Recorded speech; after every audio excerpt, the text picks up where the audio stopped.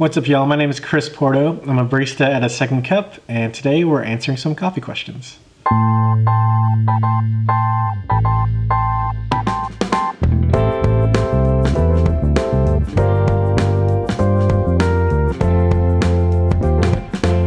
I think there's a lot to coffee, and sometimes it can feel kind of intimidating or mystical from the outside looking in. Baristas try really hard to make the perfect cup, but for the everyday person, I don't think coffee should be that complicated. It's just a yummy drink that anyone can make at home. If you want to know what we're doing behind the bar to make it better, ask us, ask your baristas, your favorite baristas in your shop, and ask us on social media and we'll make some videos for you. The first question is, why does acidic coffee upset my stomach? Alright, this is a really great and pretty common question. I will say that the acidity of the coffee is probably not what's giving you your stomach pain. Certain compounds in coffee, like chlorogenic acids and caffeine, cause your body to your stomach to secrete more gastric acid, and that's what's causing the pain. The acidity from coffee is the pH is like 5, so it's nothing too crazy. So what tips do I have for you if you suffer from this? I would definitely say to stay with dark roasted coffees. When you roast darker, chlorogenic acids go down, and something called NMP, N-methylpyridinium, goes up, and that kind of helps with the gastric acid secretion. Also, you can try adding milk to your coffee, assuming you're not lactose intolerant. The milk binds to chlorogenic acids, and that makes them less absorbable. So try those things. Alright guys, here's question 2. Reagan Michelle 23 asks, what's the best non-dairy milk product for latte art? That's an awesome question. There's a lot of different alternative milks on the market right now. The thing you're looking for is protein in your milk. And alternative milks usually have a little less protein. So sometimes companies add stabilizers to the milk. A lot of the barista blends, they do that kind of thing. If you don't want to have these stabilizers in there, that's fine. You can totally foam regular almond milk and soy milk and pour latte art, but it's definitely going to be a bit harder to do than whole milk or 1% milk. But yeah, look for the protein. My favorite milk to pour is almond milk for sure. I heard a lot of good things about oat milk though too, so we're going to have to try that soon. Alright, question 3. Jason Johnson 12 on Instagram. What are some of your favorite brewing methods for home use outside of espresso? It's a pretty good question. A lot of baristas like to argue which brewing method is the best, and here's my hot take on it.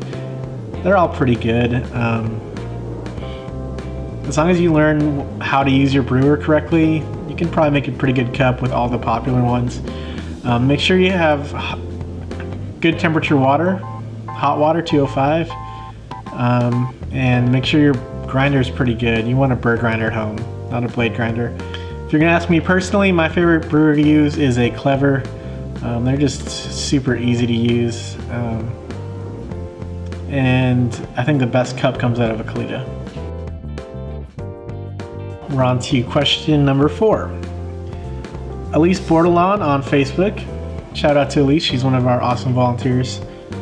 How does Megan make the swans that stare me directly in the eye? That's a pretty good question. Swans are pretty fun to pour. Let me show you how we do them. We're going to start by dropping the pitcher in around the base here and doing a little bit of a wing. You wiggle your pitcher back and forth to get this wing. You're going to cut through it so that the wing gets pulled down to make the nice shape. You're going to pull away for the neck. You're going to let a blob form here, and then you're going to cut through, and that's going to make the head. And that's how we make swans.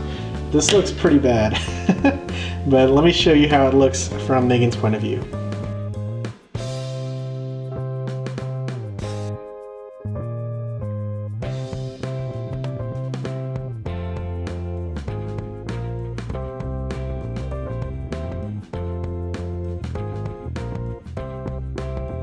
All right, here we go. Question number 5 is from Matt Liu.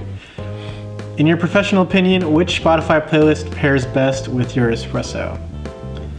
I already answered the question on Facebook, but my top 3 songs are Bee by Common, Eggplant by Michael Franks, and Love on Top by Beyonce. Next question, last question, from TJ McFall. Why do most coffee spots not offer more medium roast options?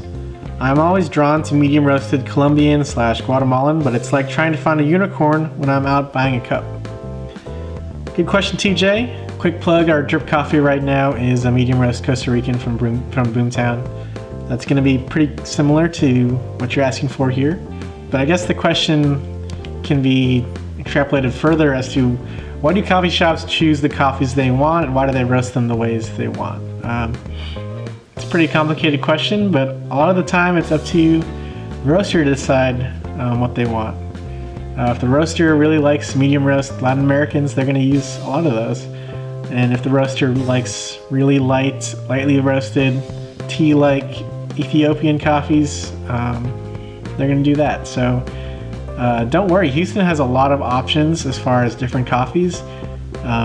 Ask a barista, come into the shop, ask a barista where you can find some beans, and we're pretty plugged in. We'll point you the right direction.